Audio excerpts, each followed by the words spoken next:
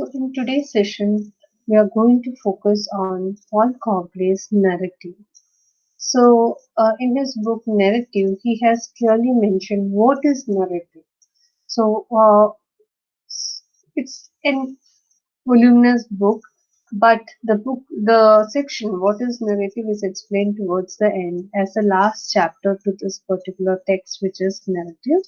So, in what is narrative, let's see what how Paul Cobley tried to explain the term narrative. So now, uh, for Paul Cobley, it is important to understand that for Paul Cobley, narrative is a specifically human form of semiosis. It is characteristic of the human umwelt and therefore a contributing factor to the definition of human being. So he tried to define narrative as um, a factor that gives meaning, sense of meaning to the existence of human. And it is not just it adds meaning to it, but it also in relation with the human environment. So all these factors, the narrative and also the environment, it combines to give or add definition to what a human being is.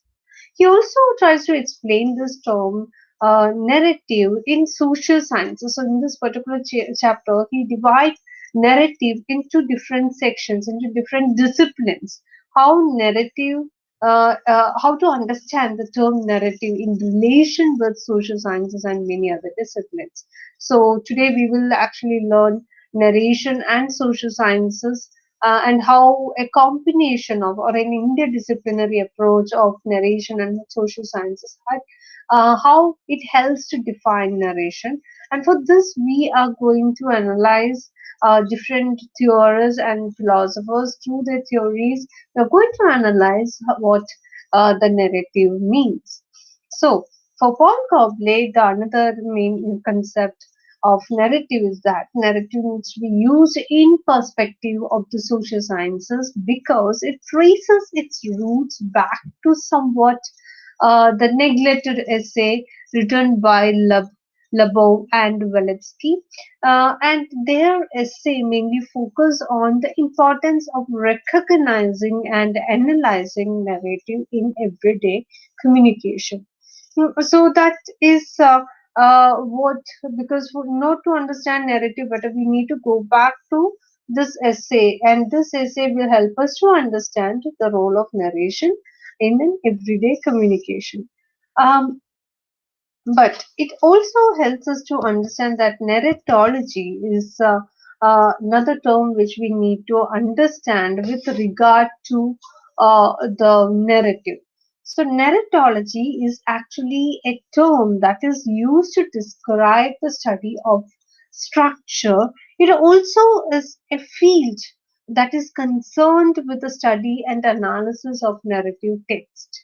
But it is important to understand that one cannot limit narrative within the narrative text or within the narrative structure, because this is what we are going to learn by the topic, which is post-classical narratology, because classical narratology tried to analyze narrative within the narrative structure and also within the narrative text.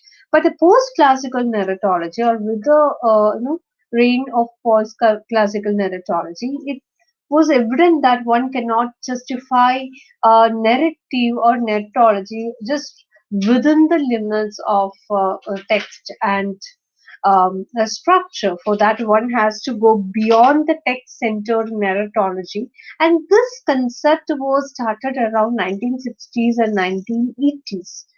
And this post-classical narratology, this term, was first defined by David Herman in the year 1997.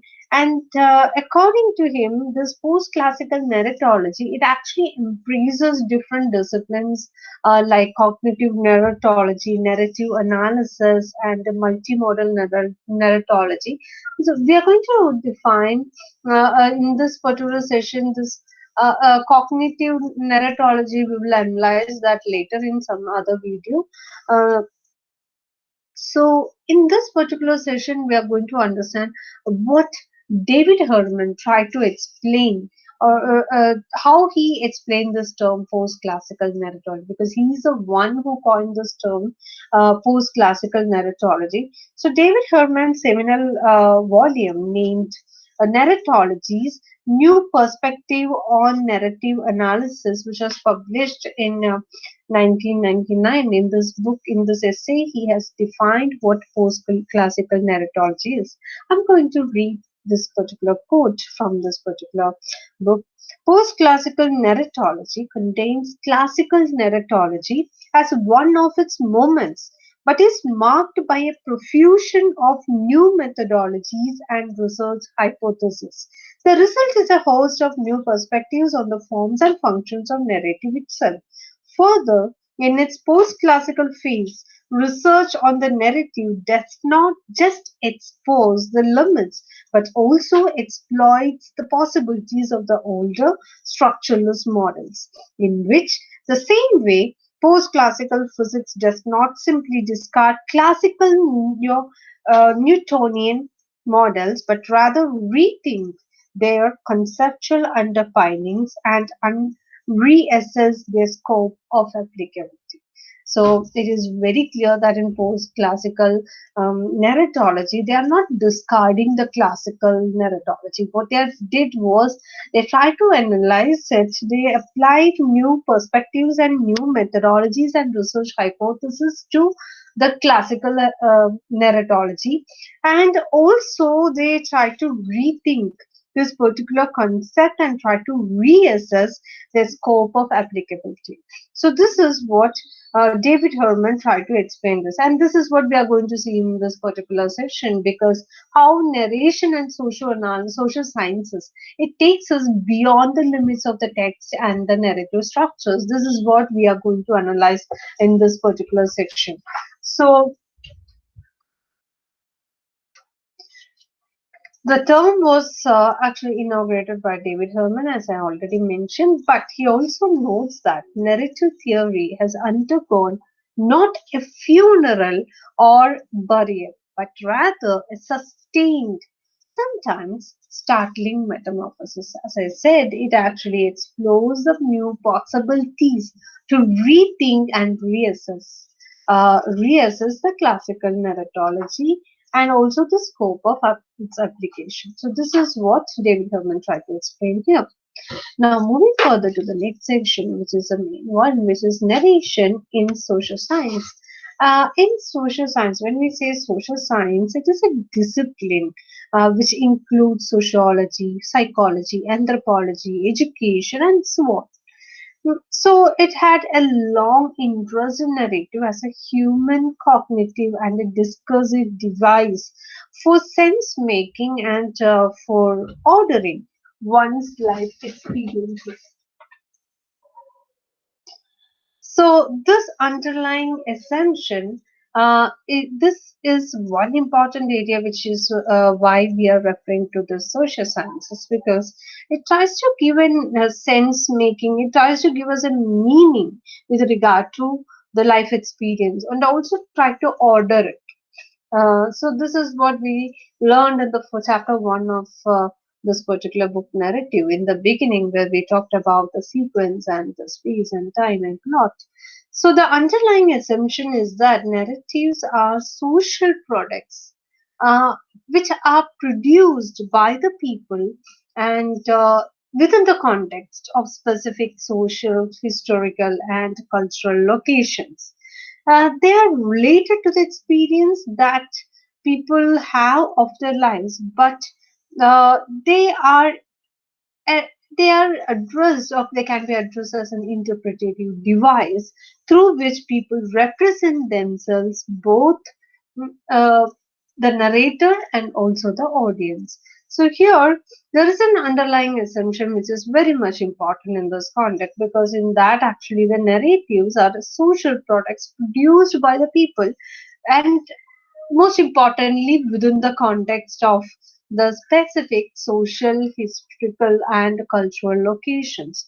And it also is related to one's own personal life, which also requires some interpretative devices, and interpretation should be between the narrator and also the audience. And most importantly, narrative has become a key concept in social science research with a reference especially to personal histories, biography, and coping with illness and framing identity. So, when it comes to social science, how narrative is important, why we call it as a key concept, because here with a reference to the personal histories, the biographies, and how they are coping with illness. Yes, this might create some confusion for you, but yes, just wait for some time. We are going to discuss that, how it copes with illness, and how it frames one's identities. The next point, which talks about cognitive science approaches, have attempted to figure narrative as central to consciousness and a human apprehension of the world. Cognitive, definitely it is related to consciousness. So how it is related to the human consciousness, which plays a very central role in this, and also how this human apprehension is related to the both. So this is we are going to analyze this, and the first point, which mainly talks about the areas of study which were considered marginal, such as the study of narrative in social science, have become influential for understanding narrative as a whole. So everything is important. Everything comes under the social science, even the marginal, such as the study of narrative in social science, and everything marginalized that also will be considered under this, because this illness, identity, we usually don't use this under narration. So in this section, we might have come across many personal histories and biographies, but here we are trying to talk about the coping with the illness and framing of identity. So the main objective in this particular, in writing this session, which is called the What is Narrative, is that Paul Cobley wants to convey to its readers that narration is not just a straightforward recounting of events. It is complicated because the text narrative itself starts with this perspective that storytelling is not a simple art. It is actually a complicated one with connected with lot of networking of events, plots, and many other technicalities. So narrative is not just a story alone, or which is narrated very straightforwardly. It also has so much of factors and elements that are related to it. Second objective is that the narrative collected in social science research recognize that research itself is often couched in narrative terms. So research plays a very important role in narration. What sort of a research, and especially in social sciences, that's what we are going to analyze. Third objective is that narrative not only describe events but actually in its enunciation does things. Moreover, its doing may occur at a deeper level than previously believed.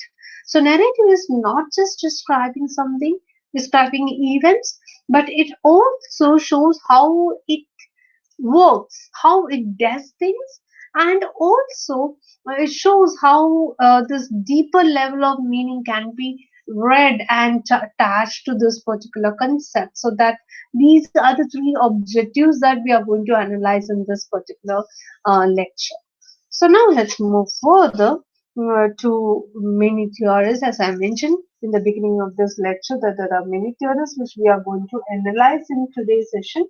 So according to Jane Elliott, she is trying to explain this narrative with a relation with the social sciences. So she suggests that the explicit interest in narrative in the social sciences can be traced back to the early 1980s. Um, but it is very important to understand. She tries to say that this is also followed by a number of other theories. That's followed by a flood of work culminating in 1991 and many other journals, mainly focused on this narrative and life history and the narrative study of life. So initially, it all started from 1980s, which slowly carried forward by many other writers. So Eliot also thereby distinguishes between the first order and the second order narratives. So, what are this first order and the second order narratives? So, Eliot tries to explain that the first order narratives arise in personal accounts from research subjects, and second order narratives it is because the researchers construct to make sense of the social world and other personal experiences. So this is what the difference between the first order narration and the second order narration. The first order narration mainly is related to the personal accounts from research subjects, and the second order narration is related to the researcher's construction to make a meaning of the social world and other people's experience. But this issue, it also forms the formulation of what we can call the big and the small stories. And again, another way to read this particular first order narration and the second order narration is by way of so small stories and big stories, because small stories tend to be individually oriented, or otherwise we can say naturally occurring narratives in the quotidian human interaction. And the bigger, mostly we can say that these are not very unheard stories, these are unheard stories. But big stories are actually part of the narrative inquiry. Um, but uh, these are related to socially oriented autobiography and life histories, memoirs, anecdotes, and these are part of this research process. So this first and second order narration can also be read like small and big stories with two different definitions to it. One naturally, the small stories are something which is very naturally occurring narrations and which are unheard and also part of the human interactions. But these big stories, that means they are the result of narrative inquiry, and it is as a result of the socially oriented autobiography, personal memoirs, life histories, and also elicited in the research process. Moving further to another theory about Roland Barthes, what Roland Barthes tries to explain narration.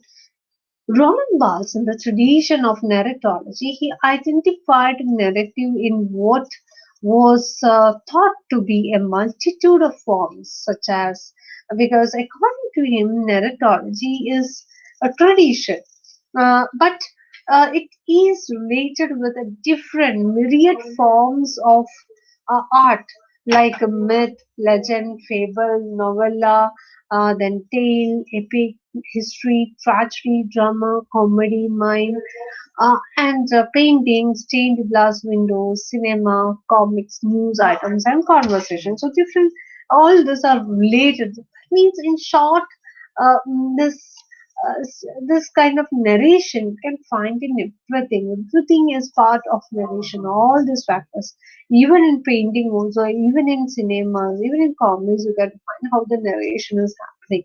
So that means, in short, the narration is there. It is part of our human life. This is what Roland Barthes tries to explain. Moving further to the next theorist, which is Catherine Kohler Reisman.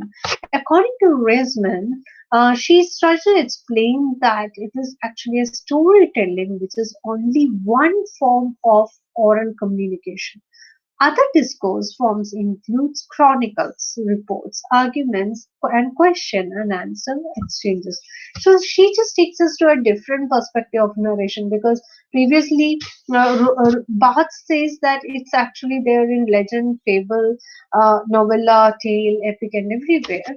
But Ringsman actually talks about storytelling. It is an oral form of communication, and this discourse will happen, or this includes actually the chronicles, reports, arguments, and question and answer exchanges are all part of this Reisman's perspective of narration.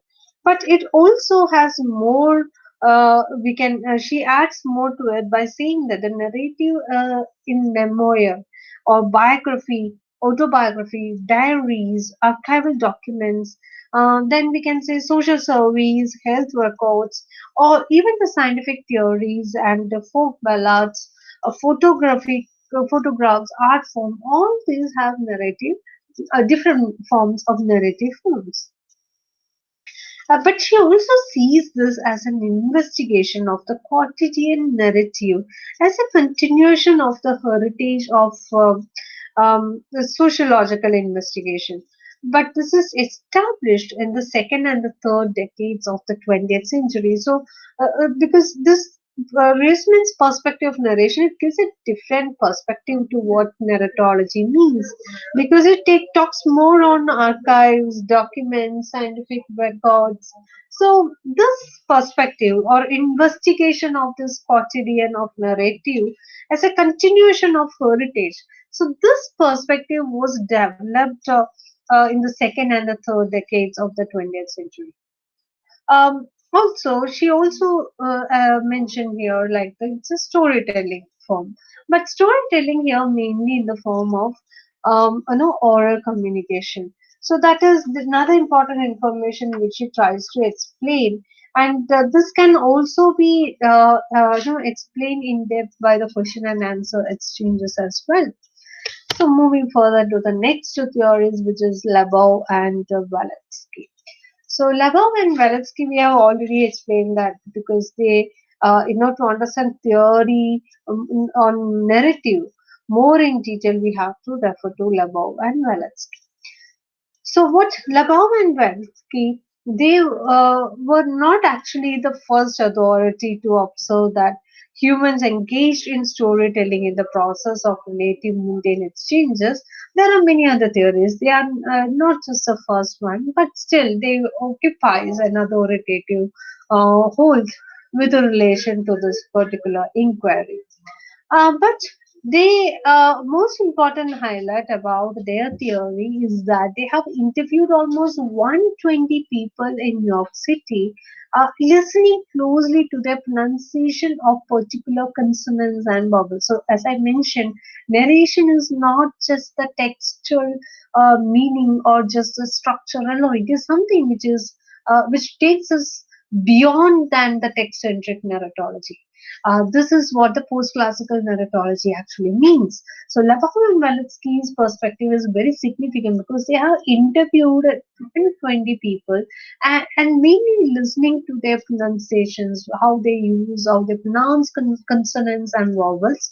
And what he found was a series of regular patterns of pronunciation. And this was in correlation and closely in relation to the social class. Having accumulated a considerable amount of data of this kind, he just placed some samples of it. So, as a result of it, actually, they collected data and drawing respondents into interaction. So, it's more or less like an interactive process of investigation here. So, Labov's research sometimes requires people to tell stories about themselves, because to understand people's way of communication, you need to tell stories. So, stories play a very important role. So, they usually tell stories about themselves. So, they accumulated all this considerable amount of data. And what they did was they actually placed some samples together, and through an influential and an inaugurating essay, this helped to fashion the field of narrative analysis. And in a social linguistic fashion, we need to understand that this narrative analysis demonstrated that storytelling is not a matter of folk tales, because here previously Catherine says that it's a part of storytelling, is also includes in folk tales and all. So he is saying that it is not just storytelling alone or folk telling and folk tales, but it is also a part of literature or media, but is deeply embedded in modes of interpersonal communication. And when you say interpersonal communication, it also is bounded by the expression of desires, needs, and the relations of the participants in the interaction. A further reason why Lebow's narrative analysis was attractive in social science is that it is in contrast to the neutral perspective on narrative offered by narratology and structuralism. So we know that in the post-classical narratology, it is completely different from that of structuralism, but they are not discarding structuralism and their perspectives, right? But here, there's a very neutral perspective on narrative, and it is giving value to structuralist perspective as well. And the narrative analysis actually demonstrate that stories are always partisan. So stories are actually the most important highlight that connects the people and narratology. So this is what Labov and Veletsky's conclude their perspective that how it is related. It is actually related to human relations. It is actually valued and it is actually important because it is actually human engagement of storytelling is there, and it is also um, a process that is relatively related to the mundane exchanges and interaction. So this is very much important to understand. Next one is Rita Sharon. Rita Sharon tries to explain that the study of attention, representation, and affiliation, she draws on case studies to demonstrate. So she is Rita Sharon is a medic actually who has done much to introduce narrative methods into medicine. And along with it, she also expands the definition of narration. But she also draws on case studies to demonstrate how the formulations about literary narrative, how it can help to transform the diagnosis and patient care. So narration is related with the diagnosis and patient care because as a medic, she tried to look from her field. So that's why I said it's a very vast perspective actually. It's not within the textual perspective or the structuralist perspective. It actually creates an interdisciplinary approach. So as a medic student, what she did was she actually tries to relate narration and to that of diagnosis and patient care. So let's see how she connected it. So what she did was as a physician patient, she also focused on the physician and the patient interaction. And there is one example which she is giving here. I'm going to be your doctor. I need to know a lot about your body and your health and your life. Please tell me what you think I should know about your situation.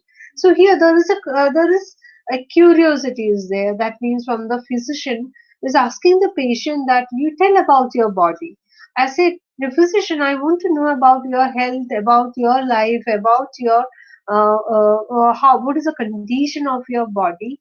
So I say I want to know what situation it is. For that, you have to explain what are the experiences or the conditions that you have gone through. So again, that is also a narration, right? Someone is narrating their past 1 week experiences and the pains and the struggles which they have gone through.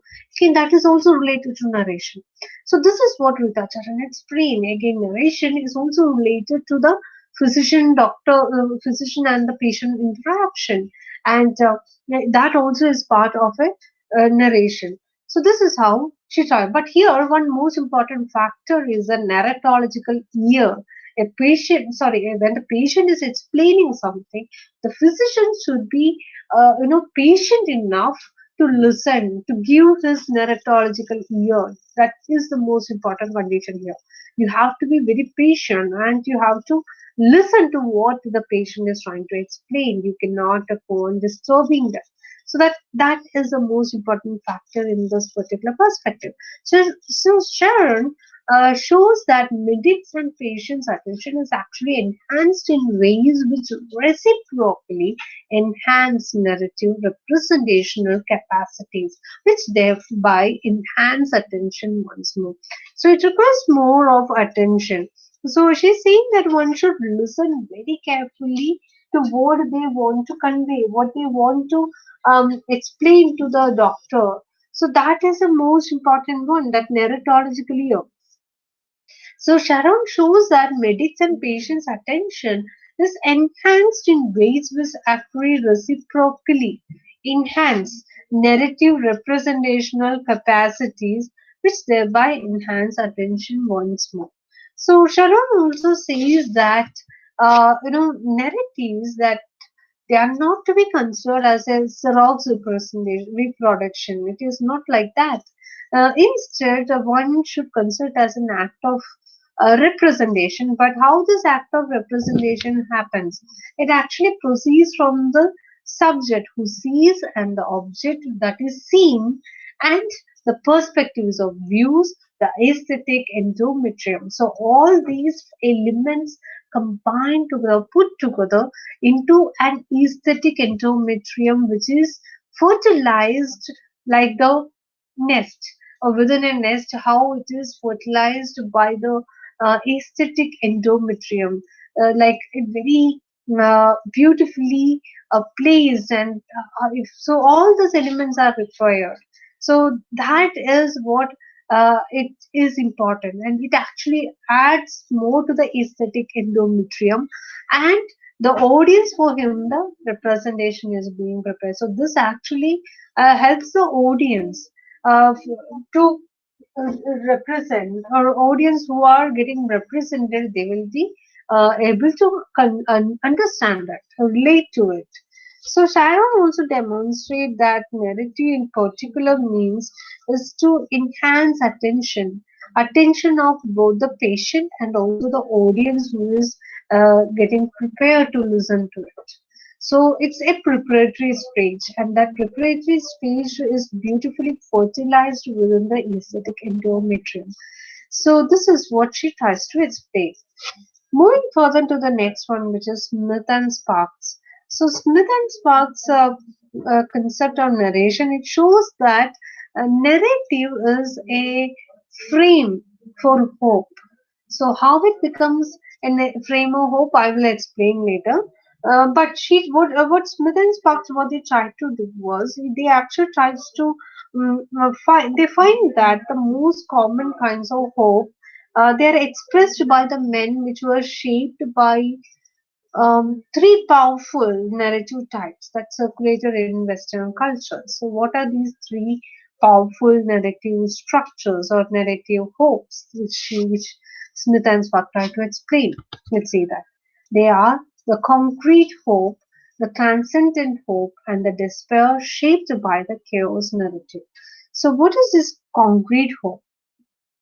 So the concrete hope is something which shaped by the restitution narrative.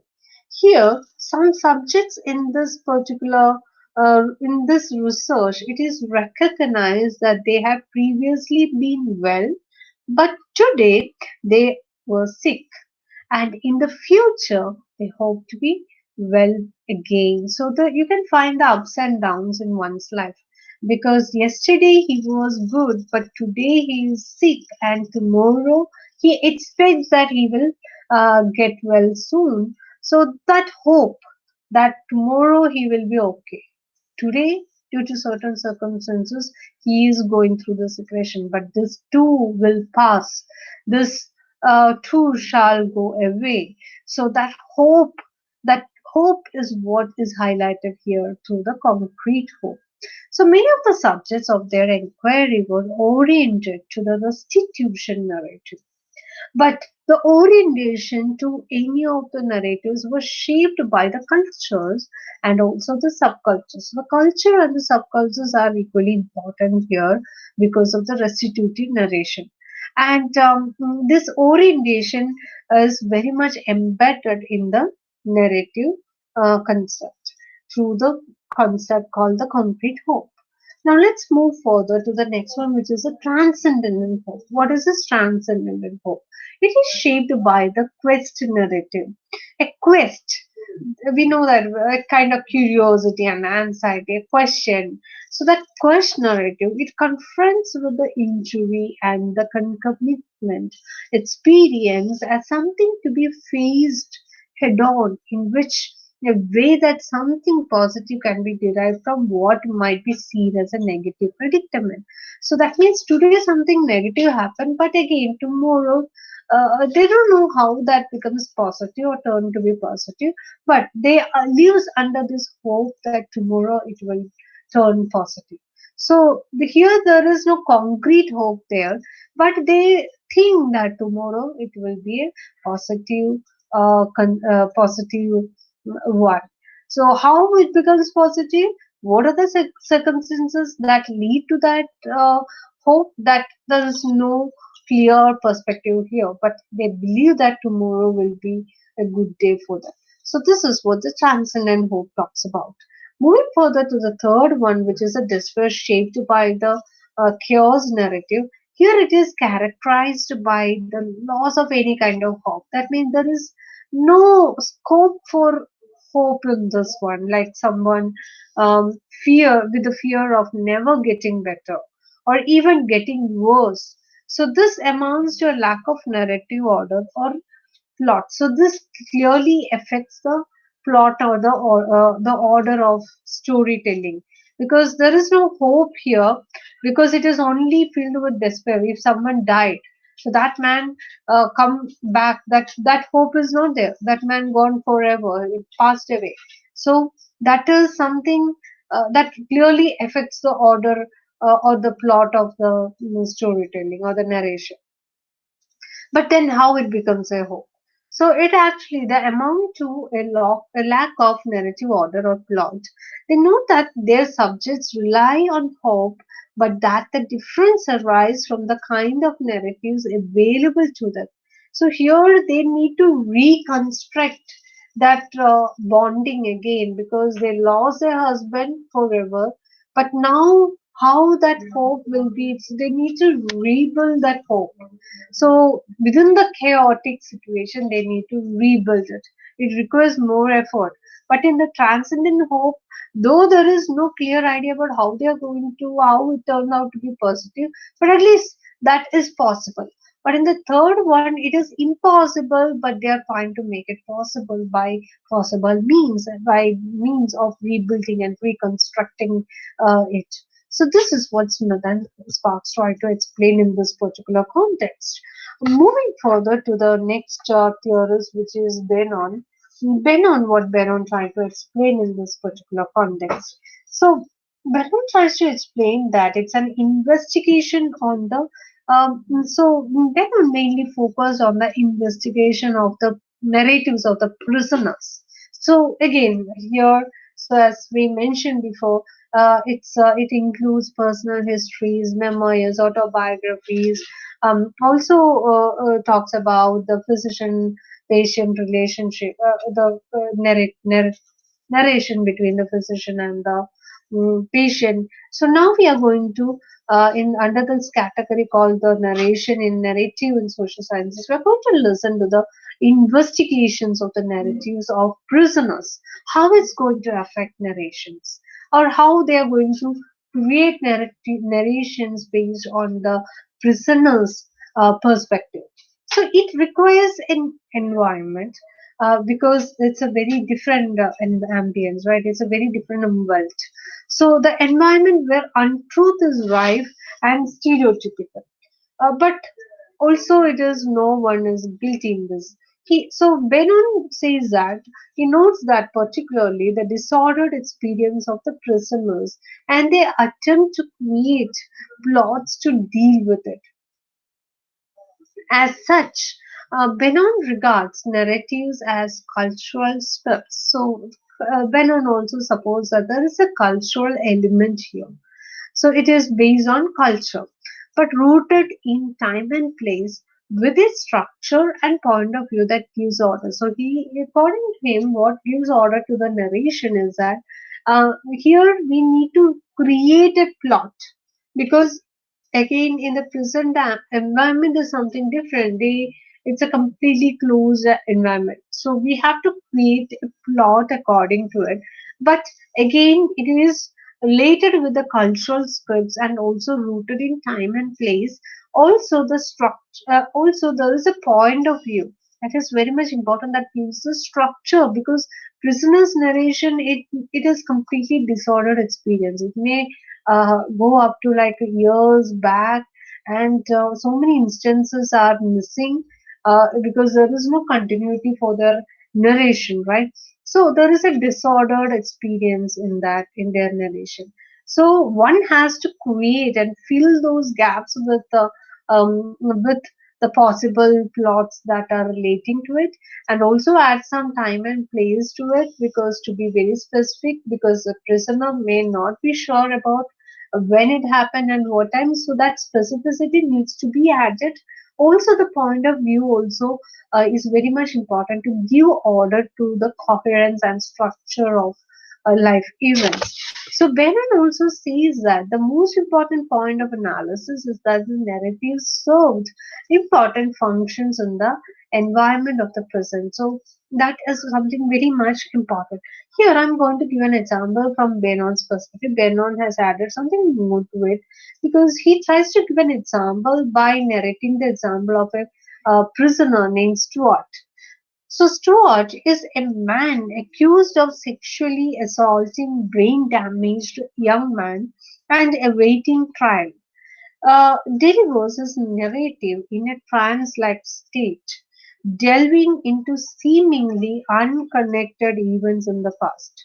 So, as I mentioned, there is no proper order to them.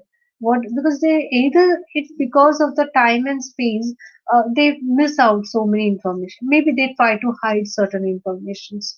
So even in this trance-like state, whatever he says, there is no connectivity. So Benon countenances the idea that Stuart reaches for something like the kind of hope narrative. So ultimately, what Benon realized that, as previously mentioned by Smith and Sparks, Benon also supports that though this kind of narration helps in building a kind of hope in that. Smith and Sparks identify, because it might lead to a hope about his own future. So this way, narration can have a healing power to the guilt which they have done, or it also adds guilt to their, because they do not, most of the person they do not want to admit a guilt. So, but it also adds more to it when they narrate their own life. It adds guilt and also adds hope to their narration. So these are different perspectives of narration. So this way, Paul Cobley tried to say that, conclude by saying that narration is not just a straightforward one. So it is actually a recounting of events, and this can be collected from the social science research. But this research is the most important one. That investigation, that research point of view of narration is the most important one in a social science perspective. And it also helps to describe events, but it also shows how it happened. A realistic feeling. The audience will get a realistic feeling in this, because it's all field experiences narrated by the real life people. So that fictional fiction, you can just you don't feel that this is a fiction. This is actually realistic in tone. Moreover, it's doing may occur at a very deeper level than previously believed. So also give multi perspectives, and also gives these narrations acts like a healing power to the narrator, and also to the audience, that how it heals the time and the space and the actions which were done by some of the prisoners, or in the it also requires something like the narratological ear. So these are certain factors, and most importantly, the culture plays a very important role. The human umwelt plays a very important role. So this is what Paul Cobley tried to explain with relation to narrative in social sciences. So we'll listen more about narrative in the next lecture.